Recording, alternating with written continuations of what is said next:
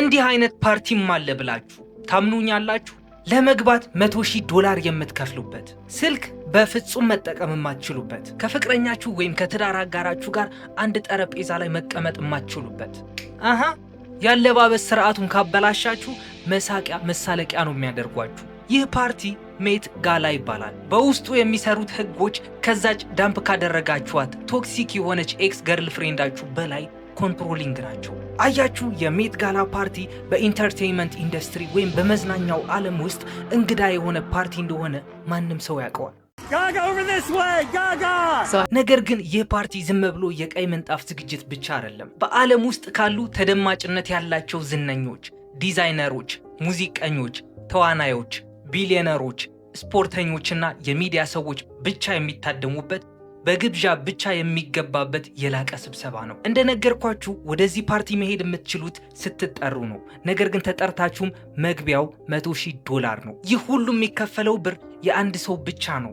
ነገር ግን 10 ሰው የሚይዝ ጠረጴዛ የምትፈልጉ ከሆነ $350,000 መክፈል ይኖርባችኋል። ነገር ግን ይህ የሜት ጋላ ፓርቲ እጅግ በጣም ድብቅ እንደሆነ የሚታወቀው ሰዎች እዛ ገብተው ፎቶ ማንሳት ስለማይፈቀድላቸው ነው። ውስጥ የተሰራ ክስተት ውስጥ ይቀራል እንጂ በፎቶም በቪዲዮም ወደ ውጭ አይወጣም። እሺ ይሁን፣ ነገር ግን ፓርቲው ማን ነው የሚያዘጋጀው?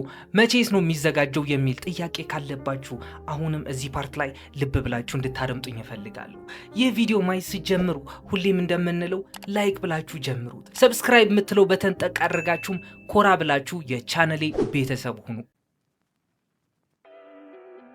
ይህ በጣም ታዋቂ የሆኑና ኢሊት የሚባሉ ሰዎች የሚታደሙበት የሜት ጋላ ፓርቲ የሚዘጋጀው ሜይ ወር እንደገባ ወይም ግንቦት ወር እንደገባ ያለችው የመጀመሪያዋ ሰኞ ላይ ነው። የሚዘጋጅበት ቦታ ደግሞ ኒውዮርክ ውስጥ በሚገኝ የሜትሮፖሊታን የጥበብ ሙዚየም ነው። እዚህ ሙዚየም ውስጥ እንደገባችሁ እጅግ በጣም ጥንታዊ የሆኑ ቅርሶችና ስዕሎች ስላሉ ማጨስ አትችሉም። ግን ሙዚየሙ ቀን ላይ ከሙዚየምነት ያልዘለለ ትዕይንት አይታችሁበት፣ ነገር ግን ማታ ስትመለሱ የጦር ሜዳ ሆኖ ነው የምታገኙት። የጦር ሜዳ ስላችሁ ጥይት የሚተኮስበት ሳይሆን የስታተስ ጦርነት ወይም የደረጃ ጦርነት የሚካሄድበት ቦታ ይሆናል። እናም የሜት ጋላ ፓርቲ ዝግጅት የተጀመረው በ1948 በኤሌኖር ላምበርት የተባለች ሴት ነበረ። ያን ጊዜ ተራ የገቢ ማሰባሰቢያ ነበረ። የቲኬት ዋጋውም $50 ነበር። ዛሬ እስካልን $100,000 ገብቶ እናገኘዋለን። አምና እንኳን ሳይቀር $75,000 ሆኖ ነበር። በአጠቃላይ ይህ ፓርቲ በምድር ላይ ለመግባት እጅግ አስቸጋሪ ከሆኑ ፓርቲዎች መሃል አንዱ ሆኗል። ምክንያቱም ይህ ዝግጅት የፋሽን ምርኢት ብቻ አይደለም፣ የተቀናጀ ይመስላል። ቢዮንሴ በክሪስታል የተሸፈነች የአጽም ንግስት መስላ መጣች። ኬቲ ፔሪ የመስታወት ጭንብል አድርጋና በሚስጥራዊ ወይም ኦከልት ታሪክ ውስጥ እጅግ በጣም አወዛጋቢ የሆነውን የጥንቆላ ካርድ ይዛ ታየች። ባድ ባኒ የተባለ አርቲስት ደግሞ የ85 ዓመት አዛውንት መስሎ መጣ። ያን ጊዜ ነው ሰው አንድ ጥያቄ መጠየቅ የጀመረው፣ ለመሆኑ ምን ለማለት ፈልገው ነው ብለው። የሜት ጋላ አዘጋጆች አሁንም ድረስ የዝግጅቱ ጭብጥ ፋሽን እንደ ጥበብ ነው ብለው ይከራከራሉ። ነገር ግን ማህበራዊ ሚዲያው ከላይ ከሚታየው ነገር በስተጀርባ የሆነ ጨለማ ነገር እንዳለ ወዲያውኑ አስተዋለ። አጽሞች፣ መስታወቶች፣ እርጅና፣ የሞት ምልክቶች፣ መንፈሳዊ ምስሎች፣ ቅርጻቸው የተዛባ የሰው አካላትና ጥላ መሰል ምስሎች። እናም ሁሉንም ፍንጭ ማያያዝ ስንጀምር ይህ የፋሽን ምርኢት የመሰለን መድረክ ሪቹዋል ሆኖ ወይም ስርዓተ አምልኮ ሆኖ እናገኘዋለን። ይህ ደግሞ እንዴት እንደሆነ ላስረዳችሁ። ገንዘብ ካለ በሰማይ መንገድ አለ የሚል አባባል በልባችሁ ይዛችሁ ወደዚህ ፓርቲ ለመግባት ታስቡ ይሆናል። ግን አይቻልም። ምክንያቱም እያንዳንዱ ሰው መመረጥ አለበት። ሲመረጥ ይጠራል። ሲጠራ ደግሞ አፕሩቭ ይደረጋል። አፕሩቭ የምታደርገው ደግሞ ይህች ሴት ናት። አና ዊንተር ትባላለች። አና ዊንተር ማናት? በጣም ጥሩ ጥያቄ። አና ዊንተር ማለት ከቮግ መጽሔት በስተጀርባ ያለችው ሴት ናት። እሷ ዝግጅቱን ብቻ አይደለም የምትመራው፣ እውነታውን በፈለገችው መንገድ መቅረጽ ትችላለች። እያንዳንዱ ሴሌብሪቲ የሚለብሰው ልብስ የምታጸድቅለትም እሷ ናት። አና ዊንተር ኖቬምበር 3 በ1949 ለንደን ውስጥ ተወለደች።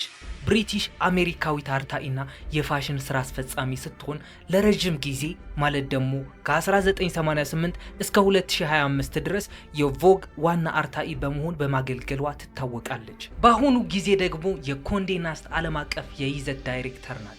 ኮንዴ ናስት እንደ ቮግ፣ ጂኪው፣ ቫኒቲ ፌር፣ ዘ ኒው ዮርከር ያሉ በዓለም ላይ ታዋቂና ተደማጭነት ያላቸው የፋሽን የባህልና የኑሮ ዘይቤ መጽሔቶችን በባለቤትነት በመያዝ የሚታወቅ ግዙፍ የሚዲያ ኩባንያ ነው። የሷ እይታ ቮግን በፋሽን ዓለም ውስጥ ተደማጭነት ያለው መጽሔት እንዲሆን ያደረገው ሲሆን እሷንም በዓለም አቀፍ የፋሽን ኢንዱስትሪ ውስጥ ካሉ እጅግ ሀያላን ሰዎች አንዷ አድርጓታል። መለያዋም ቦብ የተባለ የፀጉር ስታይልና ጥቁር መነጽር ናቸው።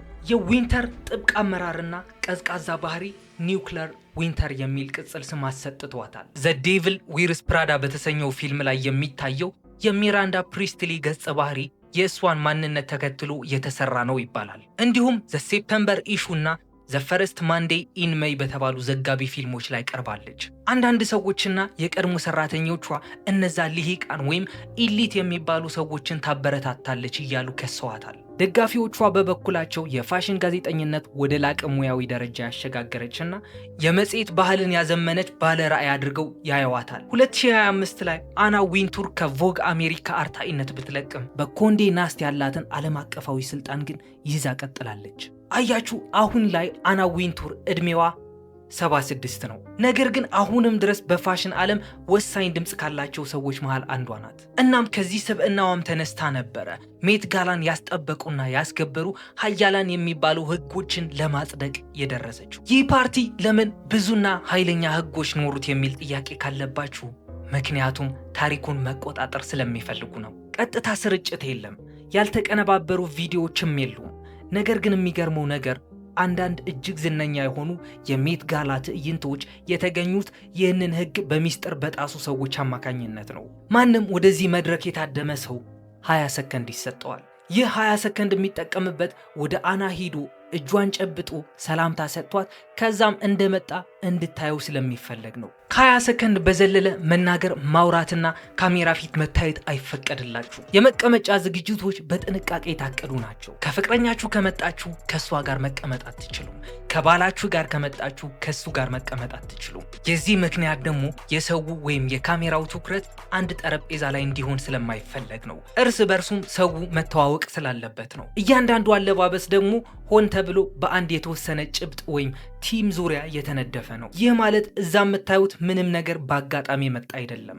እያንዳንዱ የጨርቅ ምርጫ፣ እያንዳንዱ ቀለም፣ እያንዳንዱ ጌጣጌጥ፣ እያንዳንዱ ምልክት ታቅዶበት የተደረገ ነው። እናም የዘንድሮ አለባበሶች በሙሉ በአንድ ተደጋጋሚ ጽንሰ ሐሳብ ላይ ያተኮሩ ነበሩ። የሰው ልጅ ከተራ ህይወት በላይ ወደሆነ ደረጃ መለወጥ። ይህ ደግሞ እናንተ ኢሉሚናቲ፣ ሰይጣን ማምለክ ወይም ዛር መንፈስ መከተል ልትሉት ትችላላችሁ። እናም እያንዳንዱ ሰው ወንበር ተሰጥቶት ከተቀመጠ በኋላ ጠረጴዛው ላይ የማይቀርቡ ምግቦች አሉ። ነጭ ሽንኩርት የለም፣ ቀይ ሽንኩርት የለም፣ ፓርስሊ የለም፣ ቅጠላ ቅጠልም የለም። ምክንያቱም ከሰው ጋር በምታወሩበት ሰዓት አፋችሁ እንዲሸት አይፈለግም። ጥርሳችሁ ውስጥ የተቀረቀረ ምግብን መታየት ስለሌለበት ነው። እንዲህ ከሆነ ደግሞ የሚሊዮን ዶላር ዝናችሁ ይበላሻል ማለት ነው። ግን ከሁሉም በፊት ማክበር ያለባችሁ አንድ ህግ አለ።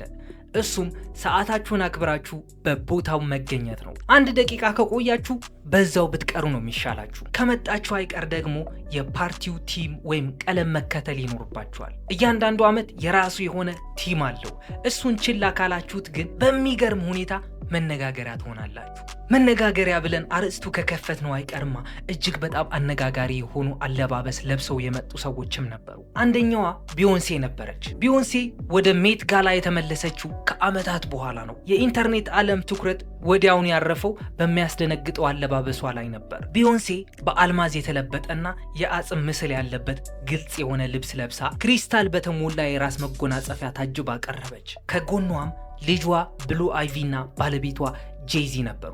እንደ ሜት ጋላ ገለጻ ከሆነ ያለባበሷ መነሻ በ1944 በሰዓሊ ካሮሊን ዱሬክስ የተሳለው ዘ ቪዚተር የተሰኘውና በአንድ በር ላይ የቆመ አጽምን የሚያሳይ ስዕል ነው። ነገሩ ግን አስገራሚ የሚሆነው እዚህ ጋር ነው። ምክንያቱም በጥንታዊ ሚስጥራዊ ዕውቀቶች ወይም ሚስቲሲዝምና በፍልስፍናዎች ውስጥ ደጃፍ ወይም በር ዝም ብሎ በር ብቻ አይደለም፣ እንደ መተላለፊያ ወይም እንደ ፖርታል ነው የሚታየው። በቁሳዊው ዓለምና በመንፈሳዊው ዓለም ያለ መገናኛ ማለት ነው። በመግቢያው ላይ የቆመው አጽም ደግሞ በህይወትና ከሞት በኋላ ባለው ህይወት መካከል ያለውን የመጨረሻ ሽግግር ያመላክታል። ይህ ጽንሰ ሐሳብም ብዙ ጊዜ ሜክሲካውያን ከሚከተሉት ሜሜንቶ ሞሪ ከሚባለው ጥንታዊ የሆነ ተግባር ጋር ይገናኛል። ይህም ለዘመናት በሚስጥራዊ ወጎች ውስጥ ጥቅም ላይ የዋለ ስለ ሞት በጥልቀት የማሰላሰል ስርዓት ነው። የዚህ እምነት ተከታይ ሰዎችም ሟችነትን ለማስታወስ የራስ ቅል፣ አጽሞች እናም ሌላ ነገር ይጠቀማሉ። ዓላማውም ይህ ስጋ የለበስንበት ዓለም ወይም ቁሳዊው ዓለም ጊዜያዊ እንደሆነ፣ መንፈሳዊው ዓለም ደግሞ ዘላለማዊ እንደሆነ ራሳቸውን ለማስታወስ የሚጠቀሙበት ነው። ይህ ደግሞ ቢዮንሴ ያለችው ትበል የለበሰችው አለባበስ ትርጉሙ እንዲህ ሆኖ እናገኘዋለን። ምክንያቱም እሷ ዝም ብላ አጥንት ብቻ አይደለም የለበሰችው። እንደሚሉት እሷ ራሷ የኢሉሚናቲዎች መሪ ከዛም በላይ የሽግግሩ አካል እንደሆነች ማሳያ ነው። ይህ ማለት ደግሞ በሁለት ዓለማት መካከል ያለች ሴት ማለት ናት። በመቀጠል ደግሞ ክሪስታሎቹን እንመልከት። በክሪስታል የተሸፈኑት አጥንቶች ከመንፈሳዊ አልኬሚ ወይም ስፒሪቹዋል አልኬሚ ጋር የተያያዘ ሌላ ትርጉም ይጨምራሉ። ይህም የሰው ነፍስ ከቁሳዊ አካል በላይ ተለውጣ ወደ ፍጹም መንፈሳዊ ደረጃ መድረስ ትችላለች የሚል ጥንታዊ እምነት ነው። አልኬሚ ማለት ፈጽሞ ብረትን ወደ ወርቅ የመቀየር ጥበብ ማለት ብቻ አይደለም። ምክንያቱም ከጎኗ ያሉት ሰዎች አለባበስም ማየት ይኖርብናል። ጄይዚ የለበሰው ጥቁር ነው። ልጇ ብሉ አይቪ የለበሰችው ደግሞ ነጭ ነው።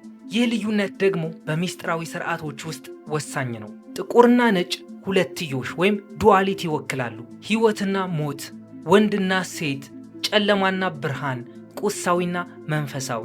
ቢዮንሴ ደግሞ በሚያብረቀርቅ የብር ቀለም በመካከላቸው ቆማለች።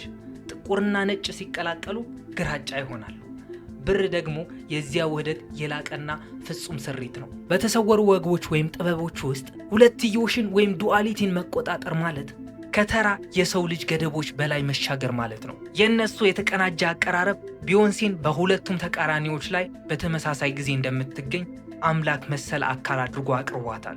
ይህ ወደ ሌላ ዓለም የመሻገር ሐሳብ ቢዮንሴ በሙያ ዘመኗ ሁሉ በተለያዩ ገጽታዎቿ በለውጥ ምልክቶችና በመንፈሳዊ ምስሎች በተደጋጋሚ የጠቀሰችው ጉዳይ ነው። ሆኖም ግን የኬቲ ፔሪን አለባበስ ስናይ ነገሩን ከዛ በላይ ገፍቶ ሄዷል። ኬቲ ፔሪ ነጭ የፋሽን ልብስ ለብሳ የቀረበች ሲሆን በምሽቱ እጅግ አስደንጋጭ ከነበሩ ጌጣጌጦች አንዱን አክላበት ነበር። እሱም የመስታወት ጭንብል ነው። የሜት ጋላ አዘጋጆች ሁሌም እንደሚሉት ይህ ማስክ ወይም ይህ ጭንብል ትርጉሙ ስለ ማንነትና ስለ ግንዛቤ ወይም ስለ ፐርሴፕሽን የሚገልጽ ነው አሉት። ነገር ግን ልብሷ ውስጥ ደብቃው የነበረው አንድ ምስል አውጥታ ለካሜራው ስታሳይ ግን ጉድ ተባለ። እሱም የጥንቆላ ካርድ ወይም ታሮት ካርድ ብለው የሚጠሩት ነበረ። ይህ ካርድ ደግሞ ቀለል አድርጋችሁ ተራ ነገር አድርጋችሁ እንዳታስቡ። የካርዱ ስም ዘ ማጂሻን ወይም አስማተኛው የሚል ስም አለው። በሚስጥራዊ ኦከልትና በሄርማቲክ ወጎች ውስጥ አስማተኛው ሊታሰብ ከሚችሉት እጅግ ኃያላን ምልክቶች አንዱ ነው። ይህ ካርድ ምኞትን ወደ እውነታ የሚለውጥ ወይም ማኒፌስቴሽን፣ እውነታን መቆጣጠር የሚችል ወይም ማኒፑሌሽን ኦፍ ሪያሊቲ እናም እንደ ላይኛው እንዲሁ በታችኛው ወይም አዝ አባቭ ሶ ቢለው የሚለውን መርህ ይወክላል። ይህ አባባል ደግሞ ለሄርሜቲክ ፍልስፍና መሰረት ነው። ሄርሜቲክ ራሱ የቻለ ሌላ ቪዲዮ ያስፈልገዋል። ነገር ግን ካቲ ፔሪ እጇን ካስተዋላችኋት 6 ጣቶች ነበሯት። አንዳንድ ሰዎችም ልክ ኤአይ ፎቶ ጀነሬት አድርግልን ስንለው የሰው እጅ ጣቱ 6 አድርጎ ጀነሬት እንደሚያደርግልን የእሷ ጣቶችም 6 ነበሩ። ግን በሚስጥራዊ ትረካዎች ውስጥ ደግሞ 6 ጣት እጅግ በጣም የከፋ ትርጉም አለው። ይህም ኔፍሊም ወይም ዘ ጃይንትስ ወደሚባሉ ፍጡራን ይወስደናል። እነዚህም በጥንታዊ ጽሑፎች እናም በመጽሐፍ ቅዱስ የተጠቀሱ የእናታቸው ማህፀን እየቀደዱ ይወጡ የነበሩ ምግባቸው በፀሐይ የሚያበስሉ ረጃጅም ፍጡራን ናቸው። የእጃቸውና የእግራቸው ጣቶች 6 ናቸው። ለዛም ነው በባህላችን ሩቅ ያለ ሰው ሰላም ለማለት ሰላም ስንል እጃችን ወደ ላይ እናደርጋለን። እጃችን ወደ ላይ ማድረጋችን ምልክቱ የጣታችን ብዛት 5 እንደሆነ ለማሳየት ኔፍሊም እንዳልሆንን ወይም የኔፍሊም ዘር እንዳልሆንን ለማሳየት የሚጠቅም ባህል ነው። በመጨረሻም ያለባበሷ መጨረሻ ክፍል እናገኛለን። እሱም የመስታወት ማስክ ወይም ጭንብል ነው። ዲዛይነሩ እንደተናገረው ከሆነ የመስታወት ጭንብሉ ሰዎች ስለ ራሳቸው እንዲያስቡና እንዲመለከቱ ያደርጋል ብለዋል። ነገር ግን በመንፈሳዊ ወጎች ውስጥ መስታወቶች ለረጅም ጊዜ የሚያስፈራ ትርጉም ሲሰጣቸው ቆይቷል። እንደ መተላለፊያ ወይም እንደ ፖርታልስ እንደሚያገለግሉም ይታመናል። እንዲሁም ስክራይንግ ለሚባለው የጥንቆላ ተግባር መሳሪያዎች ናቸው። በሀገራችንም አንዳንድ ደብተራዎች መስታወት በመጠቀም ይጠነቁላሉ፣ ይደበትራሉ፣ መተትም ይልካሉ። ይህም ጠንቋዮች ከመንፈሳዊ አካላት ጋር ለመገናኘት ወይም የተሰወሩ እውነታዎችን ለማየት በሚያንጸባርቁ ነገሮች ላይ ትኩር ብለው የሚመለከቱበት ስርዓት ነው። በመቀጠልም ባድ ባኒ የተባለ አርቲስት መጣ። የሱ ምልክቶች ደግሞ በጣም የሚያስፈሩ ነበሩ።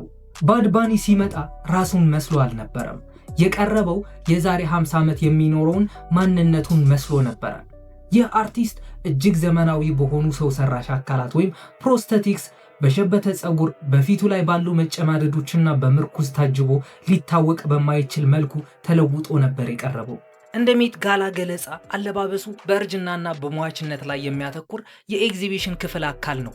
ነገር ግን ከቢዮንሴና ከኬቲ ፔሪ ጎን ሲታይ ምልክቶቹ አንድ ወጥ የሆነ መዋቅር ይፈጥራሉ። ምክንያቱም አካልን ሆን ብሎ እንዲያረጅ ማድረግ በጥንታዊ አምልኮ ስርዓት ትልቅ ሚስጥር አለው። ይህም ከሞት በፊት ያለውን የሰው ልጅ አካል ወይም ቨሰል ይሉታል የመጨረሻ ደረጃን ይወክላል። በሚስጥራዊ ፍልስፍና የአካልን መበስበስ መጋፈጥ ከሟችነት ፍርሃት በላይ የሚሻገር ሂደት አካል ነው። ቁሳዊው አካል ይደክማል፣ መንፈሳዊ ማንነት ግን ይቀጥላል የሚል ትርጉምም አለው። የባድ ባኒ ለውጥ በትክክል የሚወክለውም ይህ ነው። ወደ ሌላ ህልውና ከመሸጋገር በፊት የአካል ወይም የስጋ መበስበስን ያሳያል። እንደዚህ አይነት ነገር ግን የተለመደ ነገር ነው፣ በተለይ በሙዚቃ ኢንዱስትሪው። ለምሳሌ በተመሳሳይ መልክ ዘ ዊኬንድ ጋዞሊን በሚለው የሙዚቃ ቪዲዮ ላይ በሜካፕ አርጅቶ ቀርቦ ነበረ። በአጠቃላይ ጽንሰ ሐሳቡ የሚያጠነጥነው በሟችነት ላይ ሙሉ ቁጥጥርን እስኪያገኙ ድረስ ሞትን ሙሉ በሙሉ በመቀበል ላይ ነው። ለዚህ ነው የራስ ቅሎች፣ አጽሞችና የእርጅና ምስሎች በሚስጥራዊ ስርዓቶችና በሚስጥራዊ ማህበራት ውስጥ በተደጋጋሚ የሚታዩት። እነዚህ እንደ አስፈሪ ነገር አይቆጠሩም፣ ይልቁንም ወደ ብርሃን ወይም ኢንላይትመንት የሚወስዱ መንገዶች ተደርገው ነው የሚታዩት። ቢዮንሴ በሞት ደጃፍ ቆማለች። ኬቲ ፔሪ ራስን የመመልከት ምልክት ይዛ ቀርባለች። ባድ ባኒ ደግሞ የአካልን የመጨረሻ መበስበስ ወክሏል። እነዚህ ሶስት ሰዎች ብቻ አይተንም የምሽቱ መልእክት ምን እንደሆነ ቀጥታ ይገባናል። ግን ከነዚህ ሰዎች በኋላ ደግሞ ካርዲ ቢ ለብሳው የመጣችው ልብስ ክው ያደርጋል። ምክንያቱም የለበሰችው ልብስ የቀለጠና ቅርጹ የተዛባ የሰው አካል ያመላክታል። በሄርሜቲክ ምልክቶች ውስጥ ቅርጹ የተዛባ የሰው ጥላ ብዙውን ጊዜ ከመንፈሳዊው ለውጥ በፊት የማንነትን መፈራረስ ይወክላል። ይህም ልክ ወደ ሌላ ዓለም ከመሸጋገሩ በፊት የሰው ልጅ ስጋ እንደሚሟሟ ያሳያል። ከሷ በመቀጠልም ጆርዳን ሮዝ የተባለ ሰው ቀረበ። እንደውም በምሽቱ ከተለበሱት እጅግ በጣም ግልጽ የሆነ ድንጋጤ የሚፈጥሩ አለባበሶች የሱ ነበር። ከጀርባው ላይ አንድ ትልቅ የሰው ቅርጽ መስሎ መጥቶ እንደ ጥላ ያንዣበበበት ምስል ነበር። ይህም ጥላ ማንነት ወይም ሻዶው ሰልፍ ከሚባለው ሚስጥራዊ ጽንሰ ሐሳብ ጋር በትክክል ይጣጣማል። ይህም ከንቁ አእምሮ በታች የሚኖር የተደበቀ አማራጭ ማንነትን ያመላክታል። ይህ ግን እነሱ እንደሚሉት ነው። በመንፈሳዊ ወጎች ውስጥ የጥላ ምስሎች የተጠሩ መናፍስትን፣ መንፈሳዊ ቁርኝቶች ወይም ሌላ የራስን መገለጫ ሊወክሉ ይችላሉ። ከዚያ በኋላም ናኦሚ ኦሳካ የተባለች ሴት መጣች። እንግዳ የሆኑ ቀይ ምልክቶችና ረዣዥም የደም ቀለም ያላቸው ጥፍሮች ነበሯት። የዚህ ትርጉምም ቀጥታ መረዳት ትችላላችሁ። እናም የአንድ ሰው ብቻ ሳይሆን የሁሉንም ሰው አለባበስ ገጣጥማችሁ ማየት ስትጀምሩ ጉዳዩ እየበራላችሁ ይሄዳል። ነገር ግን የእያንዳንዱ ሰው አለባበስ በተናጠል እያያችሁ ማድነቅ ስትጀምሩ ግን ዝግጅቱ ዋው በጣም የተቀናጀ ነው ትላላችሁ። ብቻ ባጭሩ ሜት ጋላ ፋሽን ምርኢት ብቻ አይደለም። ይህ ዝግጅት ማጣሪያ ወይም ፊልተር ነው። ማን ዋጋ እንዳለው፣ ማን ወደ ላይ እየወጣ እንደሆነ፣ ማን ደግሞ ቀጣይ እንደሚጠፋ የሚወስን ማሽን ነው። እያንዳንዱ ህግ ደግሞ ያንን ማሽን ለመጠበቅ ሆን ተብሎ የተሰራ ነው። ስለዚህ በሜት ጋላ ላይ ታደማችሁ ማለት ተገመገማችሁ ማለት ነው። እናም እስካሁን ድረስ የለፈለፍኩትን ነገር ከተመቻችሁ ኦፍ ኮርስ ይመቻችኋል። ይህን ቪዲዮ እስካሁን ድረስ ቁጭ ብላችሁ እያያችሁት ከሆነና ላይክ የምትለውን በተን ያልተጫናችሁ ሰዎች ላይክ አድርጉልኝ። ሰብስክራይብ የምትለው በተንም ጠቅ አድርጋችሁ የቻናሌ ቤተሰብ ሁኑ። እናም ቀጣይ ባበደ ስቶሪ እስክንገናኝ ድረስ ሰላማችሁን ያብዛልኝ። ይመኝ